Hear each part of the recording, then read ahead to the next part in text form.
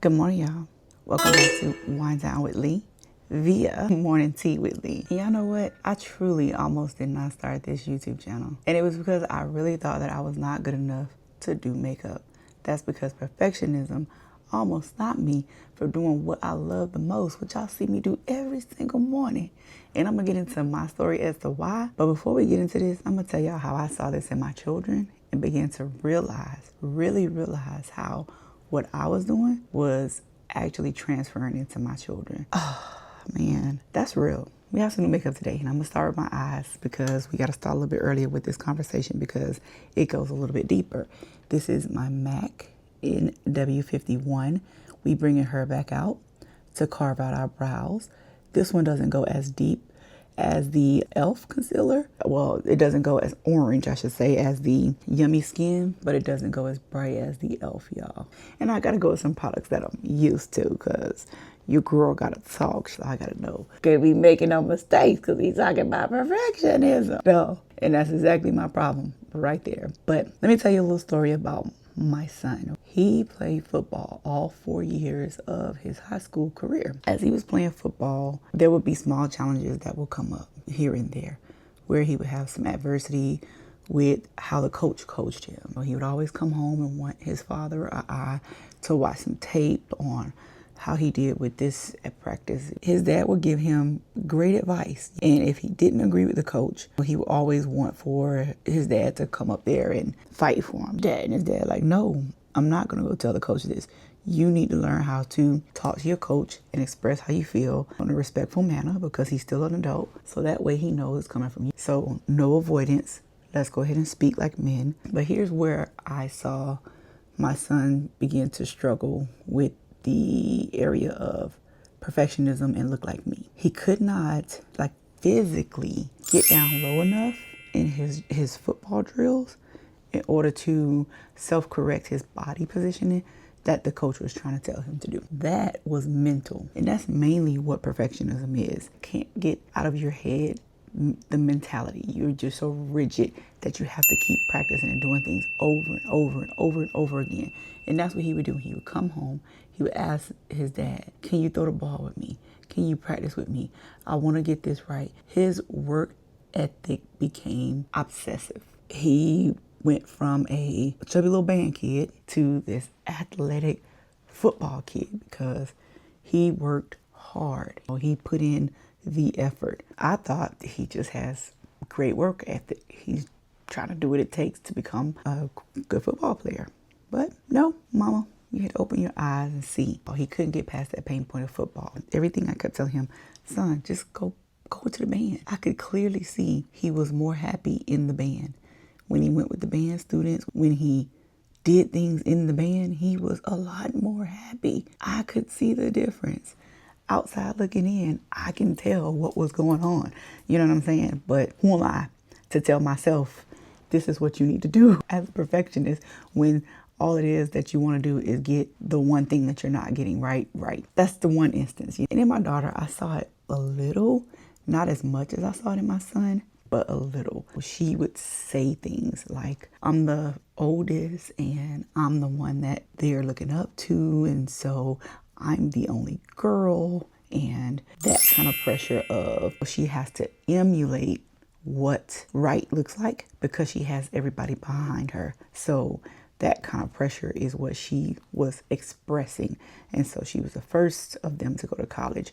She was the first to do everything. And so that was her pressure. And then on top of that, she kept layering in that she wanted to do it right. She wanted to make A's. And there were layers in there that I didn't see until later on. And I will say I didn't notice it in her. I noticed it later on in him. And then I began to think, well, I wonder if this happened in the other kids and I just didn't notice it. It did. Now, before we move on with the story, this is our Danessa Myricks in the shade 9.5 that we're going to put on this morning. As you can see, if y'all been rocking with me, y'all, I've been using this pretty much every day. I use it as my base because it does have a primer in it as well. And it has some color to it. because it's the shade 9.5. I really like this stuff. I really do. So if you have not tried the Danessa Myricks Yummy Skin Blurring Balm, say that 5 times, then what are you waiting on?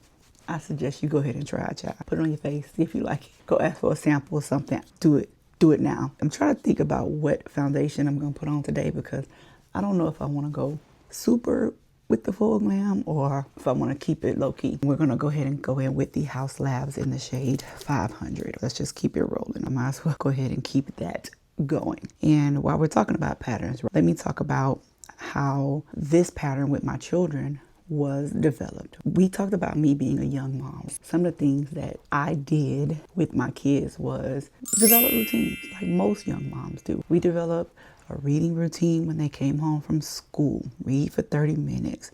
I went to Barnes and Nobles and I would purchase workbooks.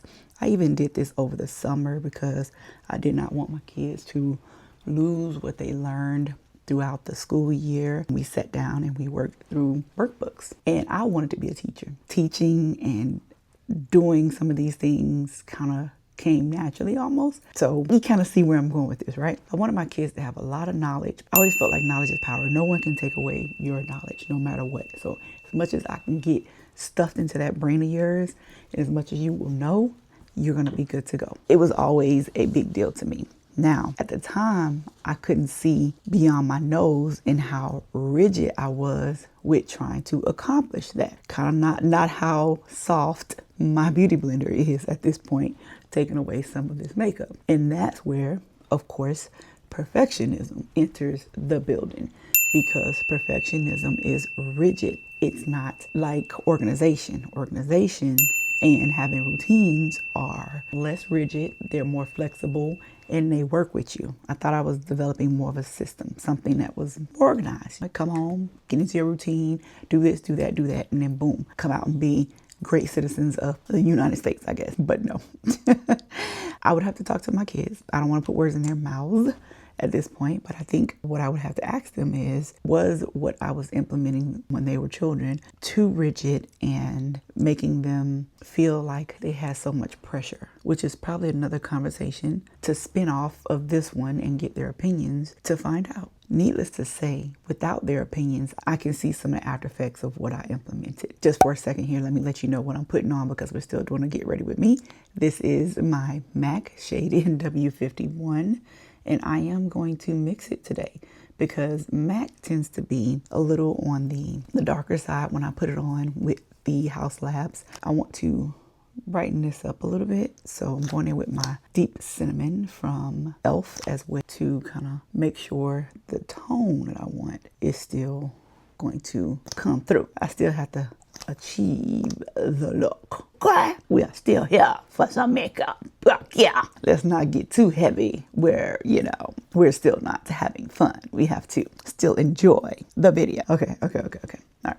So back to what I was saying about the kids. Needless to say, I probably really didn't realize how much pressure I was putting on my children at that time. But later on in life, as I began to look through a different lens, it's called growth. Right? Once I began to grow, you know, my children became a mirror to me. And sometimes that mirror is not to show you something so harsh. It's just to wake you up. It's to soften and let you see some of the things that maybe you've been missing. And being very reflective, I was missing it. I was like completely missing the mark. But I'm glad that I'm very grateful that I woke up. Yeah. I woke up.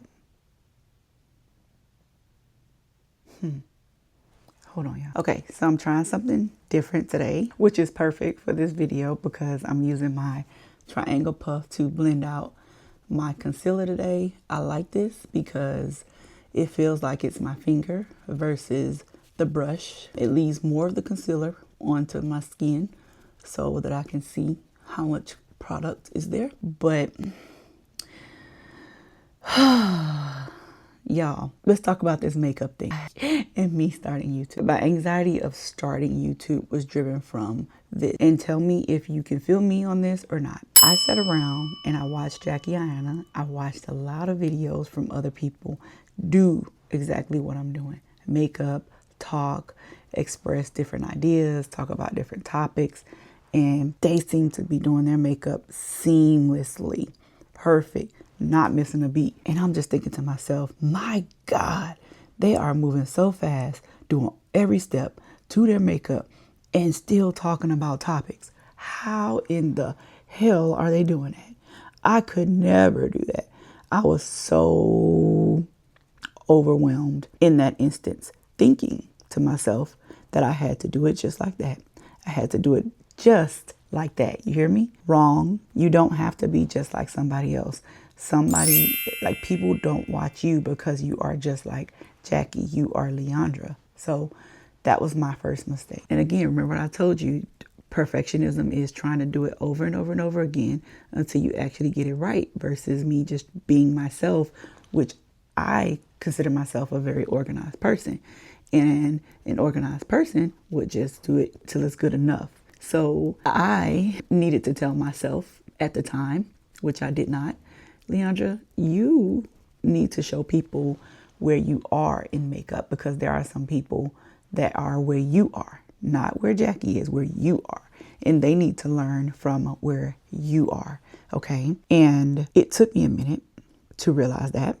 You know, I did not have to get on and be a professional. I had to get on and be good enough. I talked to several people prior to starting, letting them know my plan of action, because that's what we do, right? You know, we had to go around. Hey, what do you think about this? Hey, what do you think about that? And this is what I plan on doing. And then it leads down this rabbit hole of, should I do it? Should I not do it? Am I going to do it? Will I do it? And then finally I was like, bump it. I'm doing it. I am going to do YouTube. My birthday was coming up and I was just like, this is what I want to do. I had pre-recorded the video. It wasn't a big video. I'm going to tell y'all a secret. On my very first video, I didn't even do my own makeup. My daughter did it. That's how nervous I was. I felt like, well, my daughter has been doing makeup a little bit longer than I have, which is so not true. Me and her were in the bathroom together. That is how your conscience plays on you. What it was my daughter had did her makeup more frequently than I did, because she went to high school and she wore makeup pretty much every day. So I would say her makeup skills were more developed than mine were at that point in time, because I didn't wear it every day. I took my time when I did my makeup. So I felt like it took me too long to do a makeup video. It was all in my head, because once I realized that outside of what I was telling myself, that I could actually sit down and talk to a group of people who needed what I was actually giving, which was time, details, like information. People need more than just you talking so fast, cutting everything off that they actually want to know on how to get their makeup done. That's why nobody can get makeup done or look at you at tutorials, I think, is because we say people's attention span is little, which that may be true too, because two things can be true. But is it really, or is it the fact that we cut everything so short? But these were the questions that I was wrestling with in my mind. And that's what was telling me it was becoming more obsessive, more rigid, more on the perfectionist side than the organizing side, versus, hey, let me get a process in place on how I'm going to record every week, how I'm going to do this every week, how I'm going to get a template and do this and do that. My development stage was quite frankly not in development. So I got over the perfectionist hump, just like I think my children will. I hope they will. Y'all comment below. Y'all let me know. Have you guys experienced anything like this? How do you feel? Have you watched any of my makeup videos? Do you feel like you felt that way when I very first started? Did you see my very first video? If you haven't, will you go back and check it out now? Because it's still up there.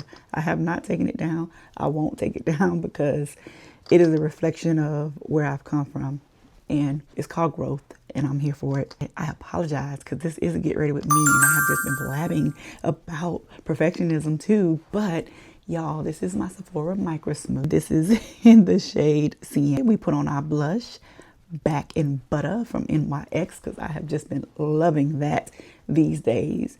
And then next we're going to go in with our One Size in the shade Deep because we love that. And y'all, we are gonna put on some eyeliner. Yeah, I haven't been really putting on any eyeshadow this week. I've been keeping it real light on purpose. Last 2 weeks I've been going ham with my About Face matte eye colors, and so I just wanted to go very neutral. I had on lashes yesterday. I washed those off, so maybe that's why I felt like I didn't need eyeshadow. As you can see, with all of that being said, I started YouTube and here we are. I misspoke just a minute ago. Not completely over perfectionism just yet, but we're gonna continue to work on it. I am reading this book called Let Them by Mel Robbins. Very good book. I actually even recommended it to my son so that he can read it too. He started to read it. We're reading it together, which I love that for us. Another thing is some of this I realize may be built on childhood because it's built in my children's childhood, okay? And that's something I would have to unpack entirely in a whole other video. Oh, this is my Charlotte Tilbury spray. I'm going to let it rip right now. All right, y'all. We are parenting over here in real life and in real time. Not only that, remember, give yourself some grace because nobody gets it right every time. Nobody. Ooh, even if you do have perfectionism issues like your girl, we gonna be all right because 1, there's this growth. 2, there's grace. And as long as you remember those 2 things, growth and grace, you gonna be just fine. Let me spread my hair down. My shirt probably gonna be all toe up today with this. That might actually be a cute little hairstyle though, like to cock it to one side and pin it all up to one side. Y'all just gave me an idea. Girl, look who pinned their hair up. I did it, y'all. I did it. Whoop, whoop, whoop. Listen. I actually recorded this video twice. This is my second go round because of perfectionism. I got issues. Right? No, because the first time that I recorded it, I really felt like what I was trying to say, I really didn't convey it. And so I really wanted to make sure that what I wanted to say from my heart was actually said. If you're watching this and you are truly struggling with perfectionism and always trying to make sure that everything is dress right dress in my military terms, then my advice is to think about how if what you're doing to others was done to you. That's the best way I can put it, because sometimes we don't realize it, but we could actually be doing something unintentionally to hurt someone's feelings. This video probably was really meant for more of a sit and talk a little bit longer discussion kind of thing, but I don't have the time to do it because it's so much to unpack with perfectionism. Yeah. Remember, don't forget to share this video with another mom who may be experiencing some perfectionism issues like your girl as well. But remember, growth and grace, we have it. Don't forget to hit that subscribe button on your way out the door and share the video. I'll see y'all in the next video, which I think we should talk about why people always think moms, or why people always think women who wear makeup have self-confidence issues, because we don't. That's my opinion. We don't. I'm giving it to you already. We don't. But why is that elephant in the room? Talk to me nice now. I'll see y'all in the next video.